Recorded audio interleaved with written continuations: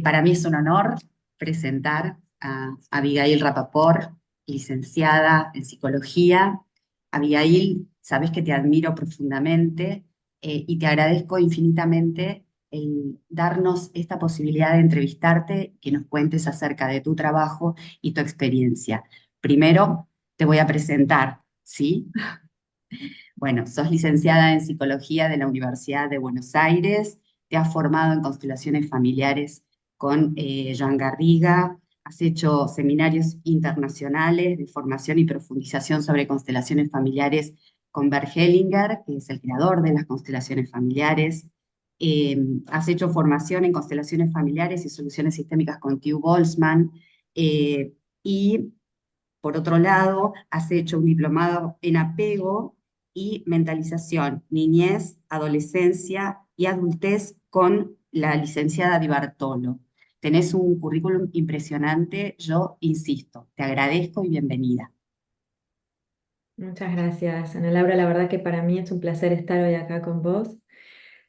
Para mí una de las formaciones más importantes que tuve fue en infanto juvenil en el Hospital Italiano, porque ahí me permitió, gracias a un jefe, Ignacio Sandivaras, hacer ciertas investigaciones. Y una de las investigaciones más importantes o que me dio un perfil profesional fue darme cuenta que cuando los padres se involucran en sus propios procesos de reflexión, los hijos realmente remiten su sintomatología, ¿no? Entonces teníamos una investigación relacionada a espacios grupales, a grupos de púberes y adolescentes y un grupo de padres, y los padres que decidían realmente involucrarse con qué les pasa a ellos con el síntoma de los hijos, qué les pasa a ellos entre ellos o qué le pasa a cada uno en su vida, realmente el hijo empezaba a estar muy bien, sea en el colegio, sea con el mismo, desarrollar habilidades, había otro clima en la familia y por lo tanto dije, este es mi camino, trabajar con padres, trabajar con adultos y empezar a despejar todo aquello que tiene que ver con los vínculos tan importantes y tan profundos que la familia, ¿no? Ya nos pusiste en tema que me encanta, porque tenemos esta dinámica que nos entendemos en lo que queremos transmitir. Entonces, a mí me gustaría que vos compartas cuál es el trabajo que vos haces respecto de, vos trabajás sobre padres y trabajás sobre parejas. Y mi pregunta es, ¿la pareja llega en conjunto, llega de a uno, se han separado, continúan juntos? ¿Esto cómo impacta en el trabajo que vos podés hacer? Bueno, la pregunta es excelente y es cierto que tenemos mucha confianza y me encanta, me siento muy tranquila para poder responderte esto que me parece importante. No siempre viene igual, a veces el hijo está muy grave y son situaciones muy complejas y a veces hay uno más interesado que el otro, como por ejemplo una mamá que está diciendo, el papá está cooptando, es decir, está semillando en el hijo ideas contra mí, estoy muy asustada. A veces viene el padre diciendo esto de la mamá, es decir, no siempre aparece lo que fantaseamos padres preocupados por un hijo, deseando lo mejor para él, sino ya situaciones problemáticas o ya instalado ciertas dinámicas que luego son complejas de desarmar. Yo trabajo con los adultos disponibles, con aquel que viene a la consulta y desea entrar en contacto con lo que sucede. Entrar en contacto con lo que sucede implica mucho dolor, porque ya hicimos muchas cosas, ya tomamos muchas decisiones, hemos hecho muchas cosas hasta ahora que recién ahora vemos el efecto que tienen en el vínculo con nuestros hijos o en nuestros hijos. Entonces, ¿cómo vienen? Mira, en estos 20 años vi padres, por lo general vienen por separado, por lo general, cuando ya está instalado la problemática, o un hijo que perdió el contacto por la droga, por situaciones muy complejas o sintomáticas, o cuando ya no saben qué hacer. Vos sabés que salud mental, trabajamos mucho en la prevención, informarnos, darnos cuenta qué sucede, hacernos preguntas. Y lo más triste para mí es cuando ya muchas veces hay criterios muy diferentes entre la pareja. Digo pareja porque puede ser mamá, mamá, papá, papá, digamos. Yo voy a hablar de madre y de padre, pero hoy en día tendemos todos diversidades, ¿cierto? Así que realmente me Claro. gustaría que se considere eso. Eh, Lamentablemente estos 20 años lo que recibí hasta ahora son ya parejas donde se queja uno del otro, ¿no? Y hay que restablecer el vínculo. los adultos todavía nos entretenemos mucho con los problemas entre nosotros, a ver quién tiene razón, sin darnos cuenta que eso genera mucho daño en nosotros. Esto es lo más triste, que no nos damos cuenta que eso genera daño en nosotros y luego en nuestros hijos también, ¿no? Y en la matriz familiar, que podemos no estar de acuerdo y por lo general no estamos de acuerdo en todo con la pareja, pero darnos tiempo para hablar de eso, poder ver qué nuevos acuerdos podemos hacer en relación a eso. Es un poco el objetivo y lo que puedo ofrecer con mi trabajo de crianza sistémica. ¿Cómo llegamos hasta acá? ¿Cómo podemos darnos nuevas oportunidades? ¿Cómo los adultos podemos tomar responsabilidad sobre lo que hemos hecho o hemos permitido que suceda, que también es posible? En estos casos donde vos trabajás sobre una de las personas o haces el abordaje a partir de una que es la que te va a consultar, ¿cómo impacta la modificación que esa persona va haciendo de comprensiones o conductas respecto de su sistema familiar? Bueno, me parece la pregunta excelente, porque generalmente lo que acusan es estoy solo en el cambio o sola en el cambio, ¿no? Es como, bueno, pero el padre sigue haciendo lo mismo, la queja, ¿no? La desesperación también, porque hay desesperación de fondo. Hay enojo, hay impotencia, hay tristeza, hay malestar. Salud mental tiene el objetivo de transformar el sufrimiento en recursos, ¿no? Y entonces la asesoría o el lugar al que yo voy es qué recursos sí tenés en este momento para empezar a transitar un cambio posible en tu vida, porque nuestros hijos o aquellas personas que nos interesan necesitan percibir que nosotros estamos en algún tipo de proceso de cambio. Si nuestros hijos nos perciben iguales o siempre de la misma manera, también van a funcionar de la misma manera. Este es el abordaje sistémico, ¿cierto? Es decir, los sistemas quieren decir que hay cuatro o cinco personas, mamá, papá, dos, tres hijos, y que cada uno de los hijos se acomoda a la oferta afectiva y a la oferta parental que ofrecemos los padres. Entonces, si ya hay una brecha enorme entre mamá y papá y no nos ponemos de acuerdo y la situación es compleja, le pido a ese papá, a esa mamá que me está consultando, que sí está dispuesta a cambiar, que sí está dispuesta a hacer, en principio, por sí misma, por sí mismo, ¿no? Ujú. Recobrar el sí a la vida que dice Joan Garriga, recobrar el estoy dispuesto a asimilar y tomar la responsabilidad, esto que dice Bert Hellinger de posicionarme, de tomar posición de mi ser padre, de ser madre, ¿no? Y esto es muy complejo, parece muy sencillo, pero se nos juegan tantas escenas internas de la infancia con nuestros hijos que a veces ni nos damos cuenta que tenemos una niña herida tremenda ahí adentro y que mi hija se identificó con eso y yo ni me di cuenta porque quise hacer las cosas bien como mamá, ¿no? Darle todo, esto que dice, pero yo le di todo, pero ¿qué pasó? Si tenía todo lo que necesitaba. Son egos maternos, ¿no? Paternos, de darle algo a alguien que creo que necesita, pero no estoy conectada con mi propia necesidad o con mi propio dolor o mis propias heridas. Entonces, el primer paso es estar conectada con vos, con lo que te pasa, con quién sos, de dónde venís y qué aspectos podés empezar a ir cambiando. Las personas que nos aman nos quieren ver bien, de eso se trata el buen amor. Ujú. Y en principio, esta reconexión, ¿cómo puedo trasladarla al vínculo con el otro?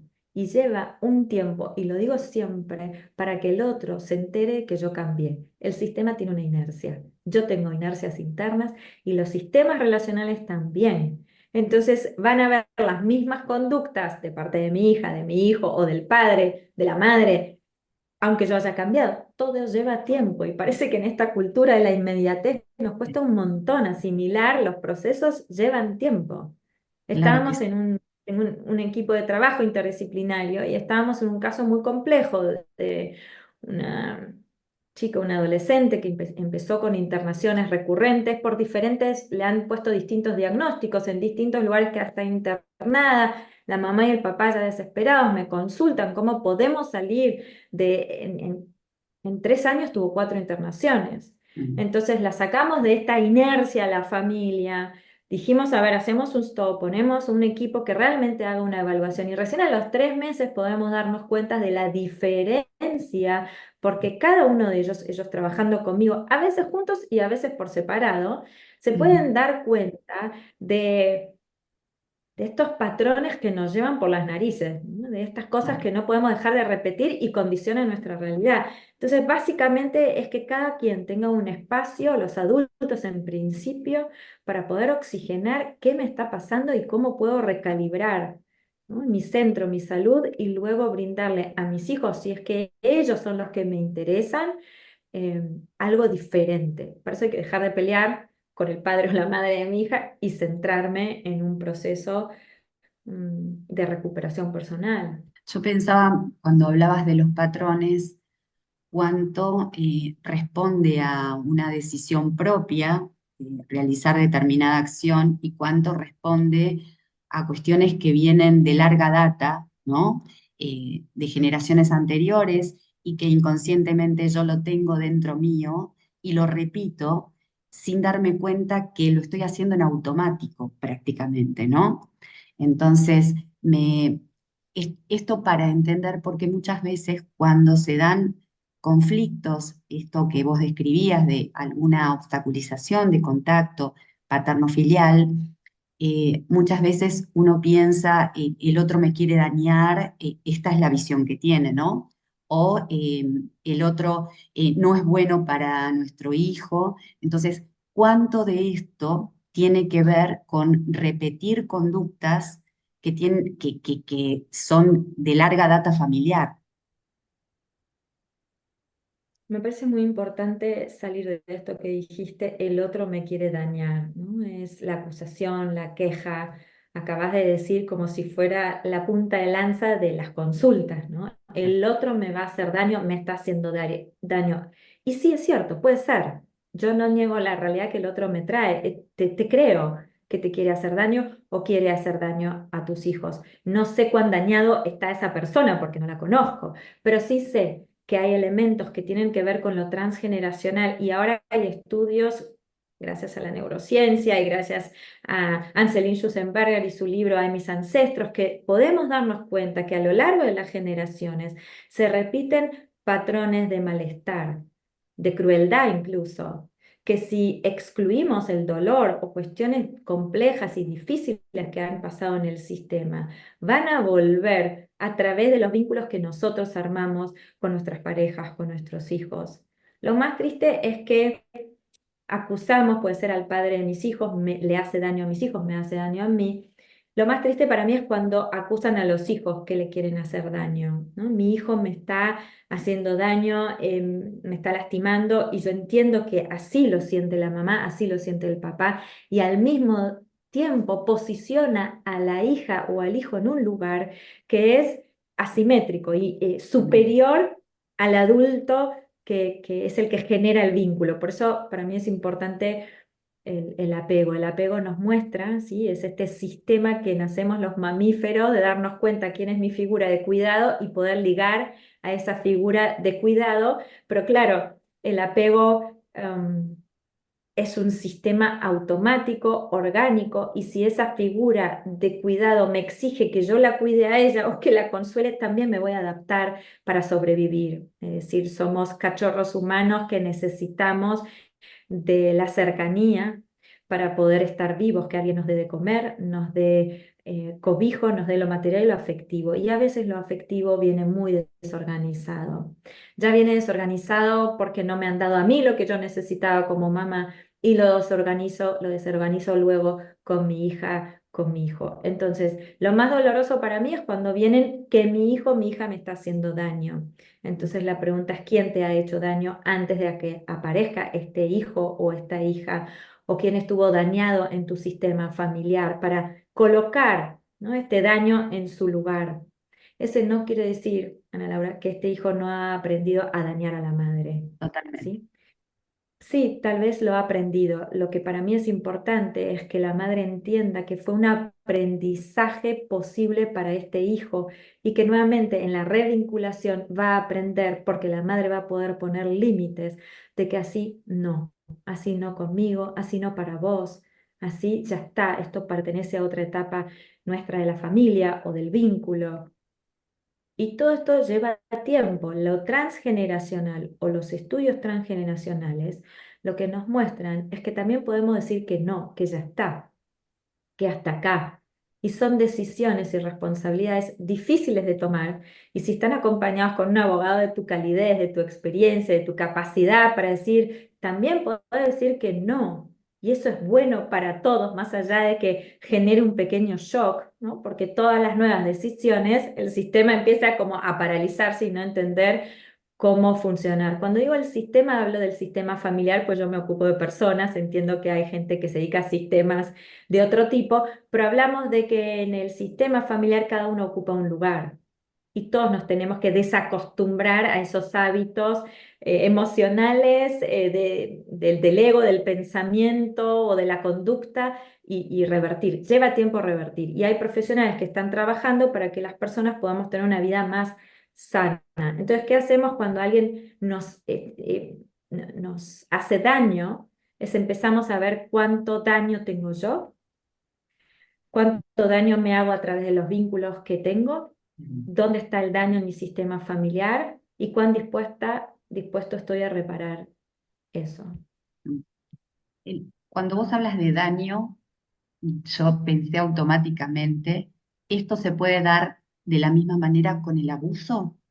Porque a veces se dan situaciones en donde vos tenés dinámicas en las que uno pide demasiado del otro o le exige demasiado al otro o se coloca en un lugar no, por ejemplo, de pareja, la pareja parental, sino que es un hijo más. Entonces complica la dinámica de esa familia. Con lo cual, lo que vos de alguna manera planteas es, si yo veo daño, tengo que buscar el daño en mí y en el sistema familiar. En cuanto, si yo permito abuso o no pongo límites al otro, tengo que mirar este abuso en mí y en mi sistema familiar. Sí, creo que la palabra abuso es una palabra difícil, Sí, que también muchas veces la usamos sin profundizar qué significa o qué implica o qué implicó en toda mi historia evolutiva, dónde hubo abuso en mi adolescencia, dónde hubo un abuso en la niñez. Y cuando hablamos de abuso, ¿de qué estamos hablando? De excesos, es, de algo que se dio de una manera que no se tenía que dar, ni en tiempo, ni en forma, ni con la persona. Estamos hablando cuando hablamos de daño, hablamos de exceso, hablamos de abuso, hablamos de algo que generó una herida. Y esa herida puede ser muy profunda y se necesita tiempo para reparar, para suturarla, para elaborarla, para transformarla. También cuando hablamos de abuso o de daño, hablamos de cómo sostengo yo, cómo es mi participación actual en el abuso. Porque los que hemos tenido abusos por diferentes motivos emocionales, físicos, no nos damos cuenta de eso. Entonces, el primer paso y el más importante es darme cuenta cómo se juega o cómo me atraviesa el abuso a mí en mi historia evolutiva. Y luego me doy cuenta que eso se está jugando en la pareja también. Y luego puedo darme cuenta que mi hija tuvo un abuso, tal vez en la discoteca o con algún amigo o en una situación que eligió o que no eligió, pero no me di cuenta o que formó parte. ¿Y cómo ujú, hago para darme cuenta que eso fue un abuso, que hoy lo puedo ver, que no me voy a reprochar como mamá, que no me voy a culpar ni lo voy a culpar al padre, sino que me concentro más bien en reparar? Y creo que ese es el giro que vos y yo estamos tratando de dar con esta cultura. ¿Cómo se repara? Porque el daño tiene un tema muy fuerte, ¿viste? Es como un agujero negro que chupa la sí. atención. Estamos muy entretenidos hablando del daño, es muy entretenido.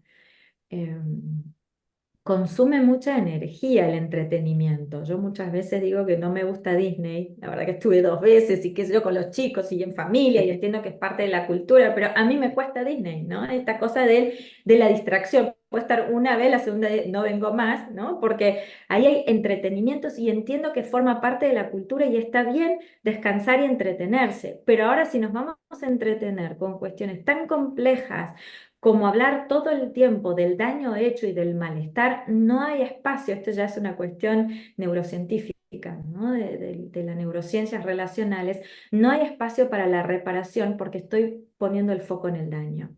Entonces, de las constelaciones familiares, el reconocer lo que es, reconocer que hay daño en mí y que me hice daño y que también perpetúo, sé que es una palabra difícil, sostengo daño con mis hijos o en mi pareja.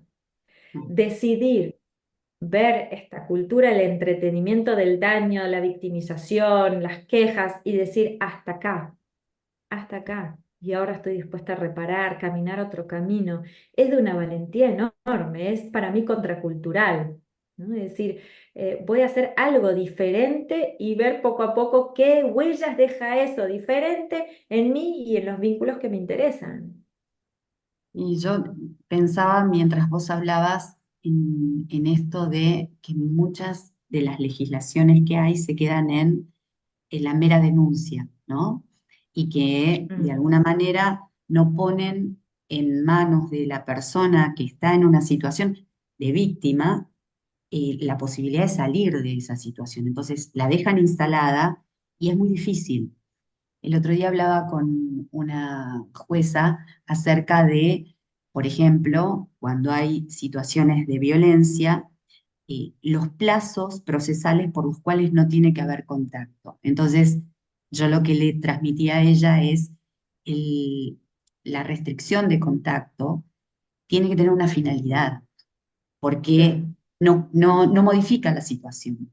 Parece una especie de modificación, pero no, o sea, no va a perdurar en el tiempo. Esto en algún momento va a terminar. Entonces, me parece que hay que concentrarse para saber qué plazo, qué necesito hacer yo durante ese plazo, para qué lo uso de alguna manera, ¿no? Y en función de esto, poder medir en qué situación. Vos decís que estos son procesos, con lo cual es difícil en los plazos cortos a veces eh, poder trabajar en profundidad en estas cuestiones que son dinámicas que están instaladas hace mucho tiempo, que funcionan durante muchos años. Entonces, pretender modificar algo que hace 20 años que pasa en un mes, dos o tres, es titánico y además no es sí, racional y me parece que es más ideal que posible. sí. Bueno, para modificar una dinámica o creer que se puede modificar o empezar a sentir que puedo hacer algo en relación a una dinámica, primero la tengo que reconocer y ver el circuito que tiene y a raíz de ese circuito ver cuáles son las partes sanas que tengo. Es verdad que tengo partes enfermas o capturadas por mis heridas o partes que están implicadas con tragedias de mi sistema o con cosas mías que todavía no tengo sanadas o vistas, pero también tengo partes sanas y esas partes sanas pueden hacer movimientos milimétricos con personas que me apoyan, profesionales de confianza que me permitan poco a poco modificar algo de mi existencia, de mi vida y este contacto cero que nosotros decimos, eh, a veces es necesario para salvar una vida, a veces es necesario para sanar, para tomar perspectiva, eh, a veces es necesario para contactar con el daño. Si vos estás todo el tiempo en hiperactiva, es decir, expuesta al daño, no te das cuenta lo golpeada, lo agobiada, lo cansada también que estás de vos misma, del otro o de la situación. Entonces, sí, yo creo en el contacto cero siempre y cuando sea parte de pasos escalonados, guiados por un proceso profesional. Claro. Es cierto que la palabra procesos para mí es muy importante y también hoy hablaba con mi equipo la posibilidad de reevaluación cada 3 meses de qué se hizo hasta ahora y qué es necesario a partir de ahora. Entonces a mí me gusta los 3, 6, 9 meses, un año. El contacto cero a veces es la única opción. Tenía una mamá con su tercer hijo expuesta a su mamá que la desbordaba, esta mamá que no tenía capacidad para autorregularse y ella iba con los chicos, con el bebé y se desmadraba, no podía atenderse, no podía atender a los chicos chicos ni a su beba. Y entonces lo que decimos es que por ahora, estos 3 meses, contacto cero con tu mamá, y eso no es falta de afecto, eso es la imposibilidad en este momento porque te seguís desorganizando, porque te sentís rehén de tus heridas o víctima del otro. Por ahora es esto. Y luego trabajamos sobre la recuperación de ese contacto. Una vez que ella se dio cuenta de qué memorias se activaban en contacto con el otro. A veces no son memorias, sino que realmente el otro nos hace daño por un tema de salud mental, porque hay una enfermedad, porque es narcisista, porque es adicto, porque es golpeador, porque nos hace daño, porque está enfermo y no Claro. se da cuenta del daño que hace, entonces el contacto cero es necesario. Ahora, sobre eso, si hay un trabajo de los abogados, un trabajo terapéutico, un trabajo interdisciplinario, veo qué tipo de relación estoy disponible a tener y qué tipo de relación no lo voy a permitir más. Y esto es salud. Salud, cuando me preguntan qué es salud mental, es el principio de realidad, discernir qué sí y que no puedo en contexto con la persona que tengo enfrente. Porque esto no es lo mismo ni con cada hijo, ni con el padre y la madre, ni con cada pareja que hemos tenido en nuestra vida, ni en nosotros mismos como capacidad evolutiva o en cada momento que estamos transitando. Entonces sí creo en los procesos escalonados, con pasos y con reevaluaciones que los profesionales nos tenemos que poner a pensar. Y a veces la palabra exigencia tiene mala fama, pero ¿qué nos podemos exigir de las partes sanas? Pedir, conectar, ver cómo sí te gustaría que fuera. Porque la víctima también, si estás muy identificada con fui dañada y no puedo más que esto, luego lleva a trastornos fisiológicos de autoinmunes. Esto también, las investigaciones clínicas de los últimos años nos muestran que si estoy identificada en que no puedo hacer nada con lo que me pasa, ya el cuerpo empieza, como profecía autocumplida, a hacerme daño yo a mí misma en ese estado de victimización. Por eso, cuando hablamos de empoderar, lo único que estamos diciendo es cuáles son tus partes sanas que podés apoyarte para iniciar procesos de maduración, donde te podés parar sobre tus pies y decir esto sí y esto no a cada persona, incluso a vos misma. ¿No? No voy a permitir que me peguen más, no voy a permitir que me insulten. Voy a decir esto sí y esto no. Y es un logro enorme. Así que creo en los procesos, creo en los pasos, creo en la reevaluación y creo en la interdisciplina. Esto ya lo saben en mí hace muchos años. Creo que el trabajo interdisciplinario está realmente la fuerza, porque a veces las situaciones familiares son tan complejas que necesitamos 2 o 3 personas para hacer un peso humanitario distinto, ¿no? Y acoger esas situaciones tan complejas y tan problemáticas. ¿Cómo impactan estas situaciones conflictivas que existen entre la pareja, ya sea conyugal o parental, en los niños o en los adolescentes? Eh, ¿Cuánto se necesita de mamá? ¿Cuánto se necesita de papá? ¿Cuánto necesito yo desarrollarme, ¿no? Como persona, y cómo influye si yo no tengo eso que necesito, ¿no? Porque, no sé, mi padre o mi madre obstaculizó mi contacto y no dejó fluir esa relación, ¿no? Entonces, eh, impacto, y me interesa mucho el tema de cuánto necesito para estar completa o completo. El primer paso para los adultos cuando estamos en pareja es discernir el espacio de pareja y el espacio parental. Y parece algo muy sencillo, pero muchas veces nos olvidamos que el área de la pareja es un espacio de la adultez y el espacio de responsabilidad parental es otro. Y lo mezclamos muy, muy seguido. Es decir, estoy insatisfecha como mujer o como hombre y acuso a la madre, ¿no? Es decir, acuso al otro desde un lugar de cuidador sin darme cuenta que el lugar de pareja es otro. ¿Sí? Es como esta famosa confusión de creer que el baño es la cocina y la cocina es el baño, ¿no? Bueno, son 2 espacios en una misma casa distintos y se hacen cosas diferentes. Entonces pongamos también en orden estas cuestiones de cuando reprochamos a la pareja eh, falta de responsabilidad parental. Cuando decís esto, cuánto puede dar uno, cuánto puede dar el otro, o cuando llevo a la pareja aspectos que a mí me faltaron de mi papá o de mi mamá y se lo señalo al otro. Tú sabes que uno de los temas más difíciles para mí es trabajar con las mujeres terapeutas, psicólogas, de que el dedito de lo que el otro tiene que hacer se lo guarden. Porque las mujeres nos lo pasamos, y si sos profesional de la ayuda, diciendo al otro y evaluando al otro como si supieras lo que el otro puede o no puede. En lugar de esto, mi propuesta es pongámonos a conversar sobre este tema, la paridad de la pareja o del equipo parental, de los dos adultos a cargo, es lo más sagrado. ¿Cuánto podemos dar? Lo podemos pensar juntos. ¿O qué puedes dar vos y qué puedo dar yo? Lo pensamos juntos. ¿Sobre qué tema? Sobre este hijo, sobre esta hija, sobre esta situación. Entonces, para mí lo más importante en la adultez es darnos cuenta que hay dos espacios que comparto contigo y comparto la pareja. También la parentalidad. Ok, esto sí, esto no. ¿En qué medida? Nadie está para decirle al otro lo que tiene que hacer y cómo lo tiene que hacer, porque eso es otro tipo de cantar, quiero decir, es otro tipo de huella.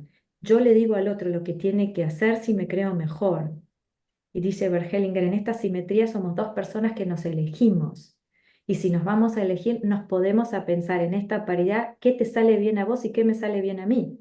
Y vemos si es posible o no es posible seguir criando juntos. También podemos separarnos y criar por separado de forma complementaria, o podemos no hablarnos más. No tengo problema con eso, pero nos respetamos. Nadie habla mal del otro. Ya eso es un montón.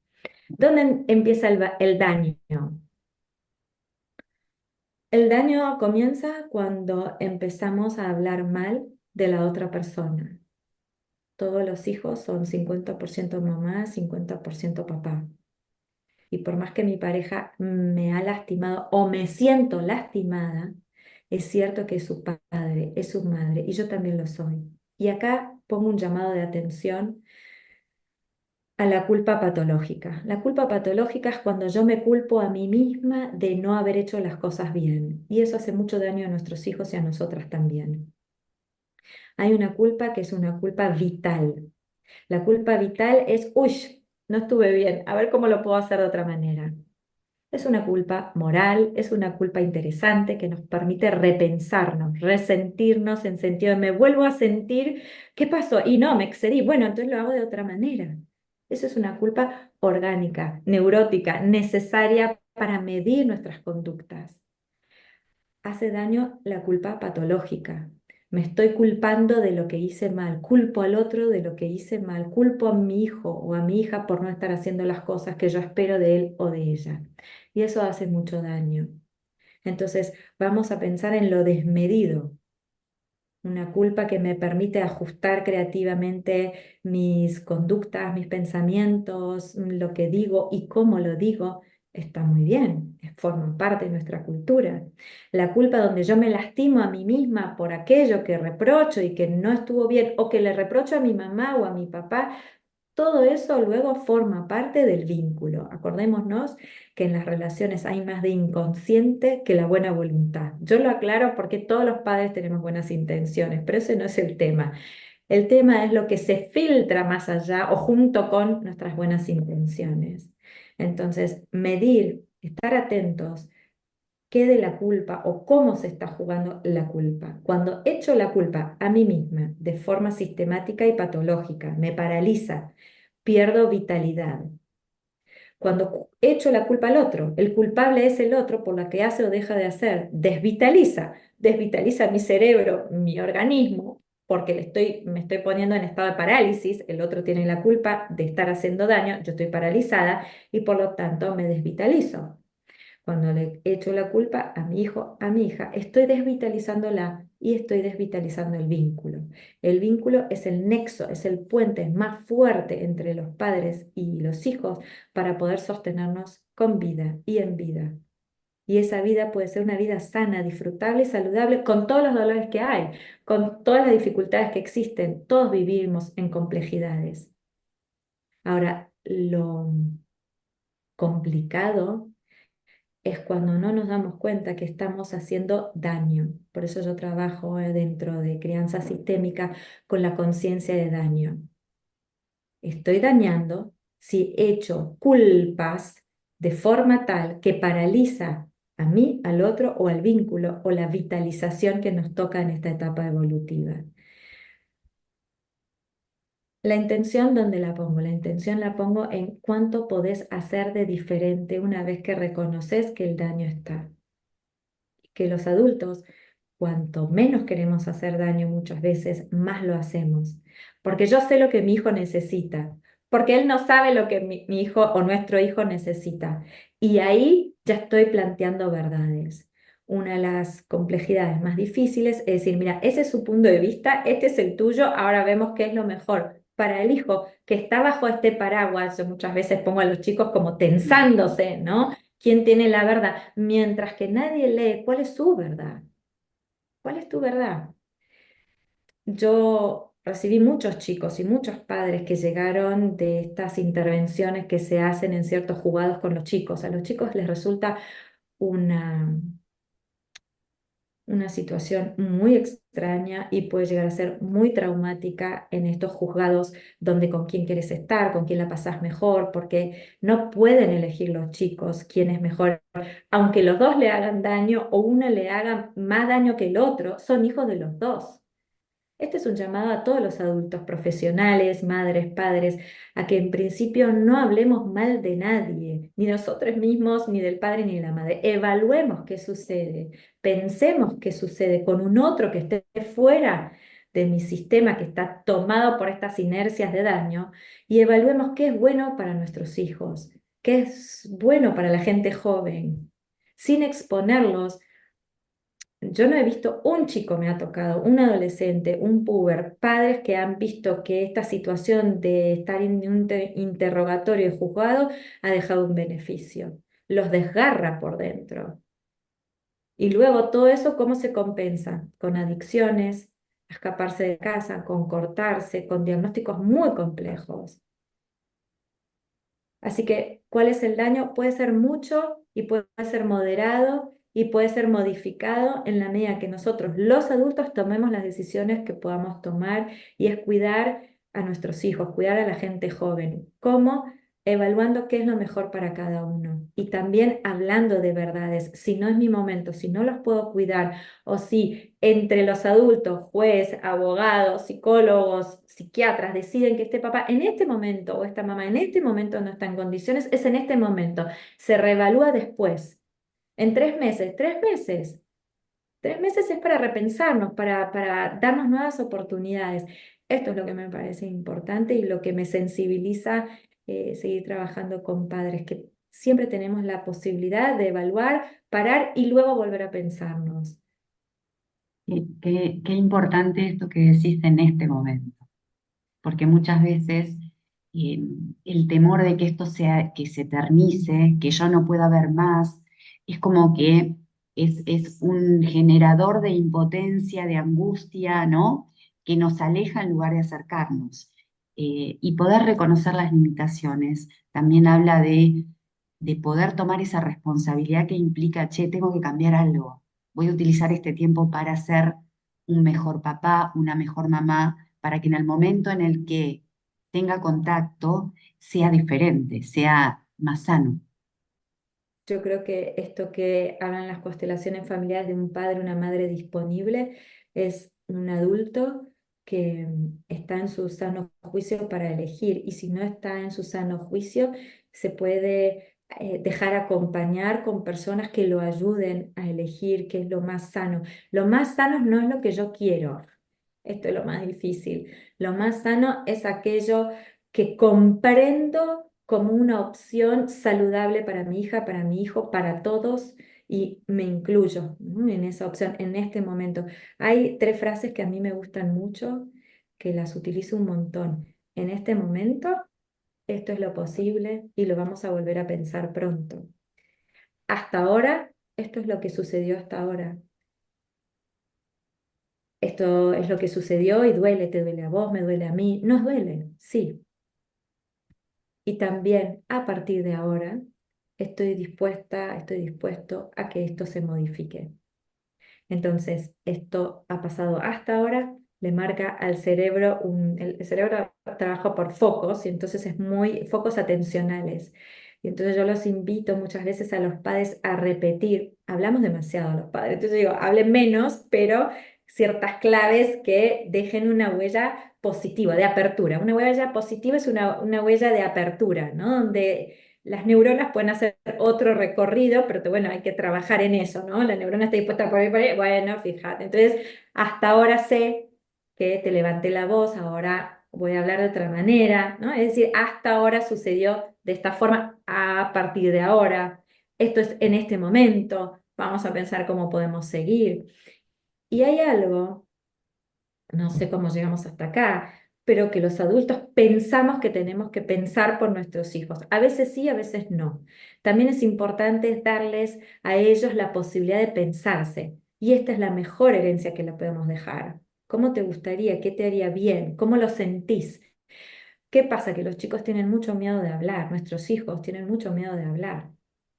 ¿Por qué? Porque nos pueden ofender. Entonces yo estoy desde el ego, claro, ¿cómo me vas a decir eso? ¿Cómo vas a contestar eso? Y en cambio puedo decirle, mira, te voy a hacer una o dos preguntas, contesta lo que quieras con mayor libertad. Y yo no te voy a responder ahora, lo voy a tomar, lo voy a anotar y lo voy a pensar. De la misma manera que hay chicos que dicen de todo porque entendieron, tienen tanto nivel de ansiedad que el oposicionismo, la catarsis, ¿no? Esto de ser honesto. Ser honesto no es decir todo lo que pienso. Ser honesto es ver que hay alguien del otro lado que le impacta lo que digo y cómo lo digo. Entonces, si mi hijo me dice de todo, yo digo, esto me duele que me estás diciendo, ¿no? Parar, conectar. Ahora te estoy escuchando, claro, y ahora me duele esto. Ah, pero yo te decía siempre de todo, claro, pero ahora puedo sentir mi dolor. Y soy tu mamá y me gustaría que me hables de otra manera. Y yo estoy dispuesta a hablarte de otra manera. Y también estoy dispuesta a escucharte y ponerte un límite. Me Esa es la encanta, reconfiguración que estamos hablando. ¿Mm? me encanta, me encanta. Y cuando hablaste de 3 frases, yo te acotaría una más, Ah, que para mí es una frase de cabecera y que la tengo grabada, ¿no? Una vez vos dijiste que cuando nosotros le vamos a decir algo a nuestro hijo, pensemos si lo que le vamos a decir le da fuerza o le quita. Y para así es. mí, esta, esta cuestión es, a veces uno en automático no lo piensa, pero cuando eh, pienso en eso, automáticamente es como que se abre una cortina y me permite sopesar si tengo que decir eso o no. Y es maravilloso.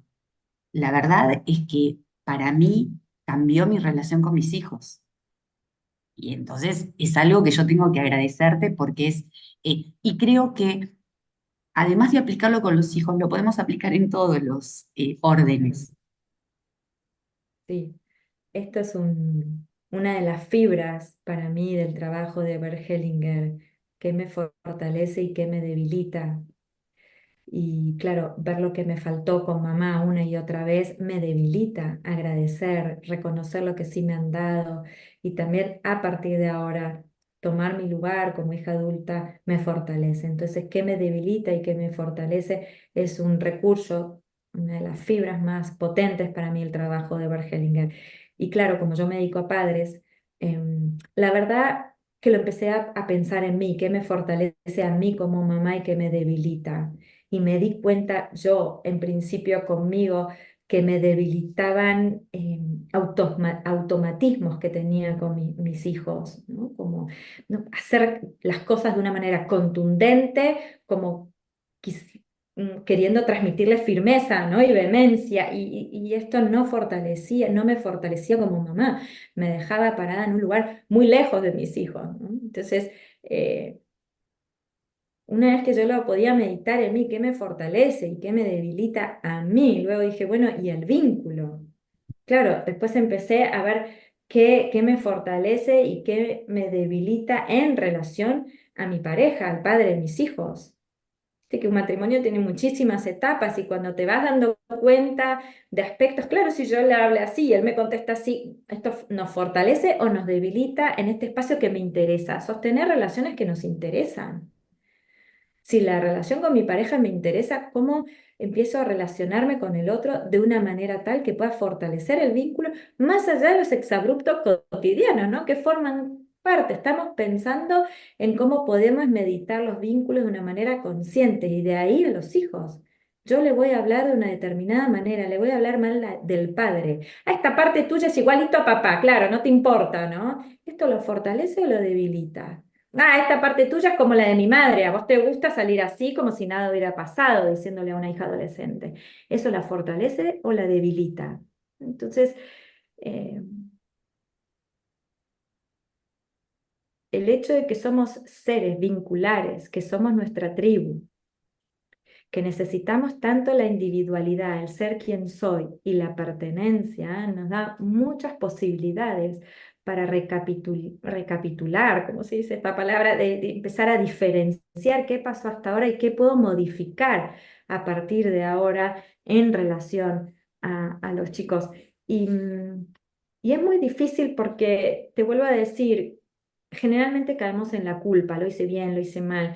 Yo lo que invito, más que caer en esos espacios culturales occidentales que son más enfermos que sanos, em, darnos cuenta que qué importantes que somos, cuánto sí podemos hacer, qué bien que también lo podemos hacer, y reconocer partes sanas internas, por más difícil que sea una situación. Estoy trabajando con una mujer hace 3 años que recién ahora puede ver al hijo y el hijo la puede ver, porque había un trauma de vínculo muy complejo. Recién está en condiciones de posicionarse y relacionarse con el hijo desde otro lugar. Claro, el hijo se parece en un montón de aspectos a ella, en un montón de aspectos al padre, vive con el papá, lo puede ver poco en determinados momentos, puede soportar que el hijo no le responda, ya es universitario, pasaron cosas muy complejas en su infancia y su adultez, pero ella puede soportar que la relación no sea como ella lo desea. La relación es posible y va teniendo focos de luz ese vínculo, en la medida que ella soporta de que pasaron cosas muy duras y ahora me voy a relacionar desde otro lugar. No hablo mal del padre, no hablo mal de él, no hablo mal de mí. Empiezo a ver, ¿te gusta esto? Te lo quiero llevar, cuando es posible, te lo alcanzo. Quiero estar, Qué, contame. qué importante. La verdad es que estoy maravillada. Me encanta todo lo que estás compartiendo. Me parece que estás mostrando un aspecto que muchos papás y muchas mamás ignoramos, y esto puede llevarnos a comprensiones profundas que puedan de alguna manera ayudarnos a, a evaluar y a aceptar la responsabilidad que implica tener hijos y Mm. criarlos, ¿no? Eh, Me gustaría hacerte tres preguntas finales, pero todas relacionadas en sí.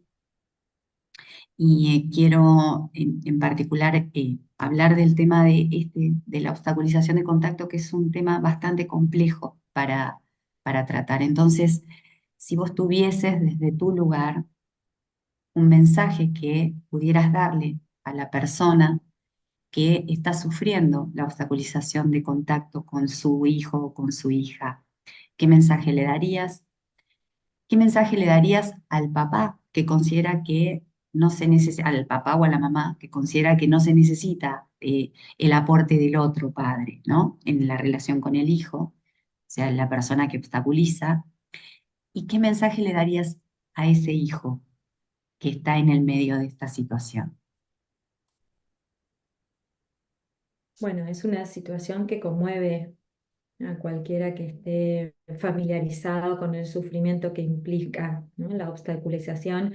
Para aquellos que escuchan por primera vez el término, es que una mamá no puede ver a su hijo, o un papá porque el otro se lo impide a través de un recurso de la justicia, ¿cierto? Estamos con con Puede ese punto. ser, puede ser que haya un recurso de la justicia, que en ese caso es como más complejo, porque hay alguien que está ordenando esta situación. Y muchas Sí. veces no hay una orden judicial y hay una conducta de un padre que impide Está más el cooptado, está fluir. más tomado. Sí, ok, ok. Bueno, tengo para sugerir a la justicia que revise cada tanto las medidas que toma para hacer un seguimiento y si los padres trabajan sobre su desarrollo personal y elaboran nuevas conductas, creo que se merecen de parte de la justicia que les dé nuevas oportunidades, porque la justicia tiene un gran rol en nuestra sociedad y a la justicia se la recurre cuando nosotros no tenemos buena ley, ¿no? Es decir, no podemos hacer las cosas de una forma ordenada, amable y tolerable para las personas, tiene que entrar la justicia. Entonces creo mucho en la justicia y le pido a la justicia que también revise, ¿no? Los compromisos que puede pedir incluso a los padres que tomen en relación a revisar sus conductas. ¿Y qué mensaje le daría a una mamá o a un papá que está impedido, que no puede ver a una hija, a un hijo? Em, ¿Sabes qué, Ana Laura? Con los años aprendí que los hijos primero están en mi corazón. Eh, Estamos tan acostumbrados a la cultura material, es ese hijo que veo ahí o es esa cosa que está ahí, que también con los años a mí me llegó mucho y me dio mucho resultado trabajar con los padres que puedan imaginar bien al hijo, que puedan imaginar este hijo cercano, este hijo que le pueden dar algo bueno, que se imaginen bien al hijo. La fuerza de la mente es muy poderosa. Si yo me imagino mal a mi hijo, si yo padezco de que no lo puedo ver, todo esto puede llevar a una depresión y el hijo perdió por completo a ese papá, a esa mamá. Entonces, trabajando con los recursos de la mente, trabajando con los recursos de las emociones y con la corporalidad, lo primero que le diría es, imagínate amándote, amando a tu hijo y que tu hijo se sienta amado por vos, porque eso ya es un montón. Y también te pido que creas que ese mensaje le llega realmente y que ese mensaje es, es el hilo dorado que los une por ahora. Ahora esto es posible. Hay un mensaje en que sos una mamá, un papá amoroso, posible, nutritivo para ese hijo y ese hijo lo recibe y está bien y está feliz con este papá, con esta mamá. A la mamá o al papá que impide y que entiende que ese papá o esa mamá es dañino, le diría otro mensaje. Entiendo que tomaste tus decisiones y entiendo que sentís que sos la salvadora de tu hijo o de tu hijo. Revisá qué otras situaciones en tu sistema hubieron otros eh, niños que fueron salvados por padres, madres, o que de que no pudiste salvarte vos de tu madre o de tu padre para que puedas hacer un trabajo profundo sobre este tema. Cómo podés salirte de ese rol de salvadora, de salvador, y darte una oportunidad de ser imperfecta, de que tenés aspectos nutritivos y otros no. Y que entiendo que dejaste que a tu hijo sin ese papá, esa mamá, porque pensaste que era lo mejor. Te pido que lo vuelvas a pensar con otros profesionales.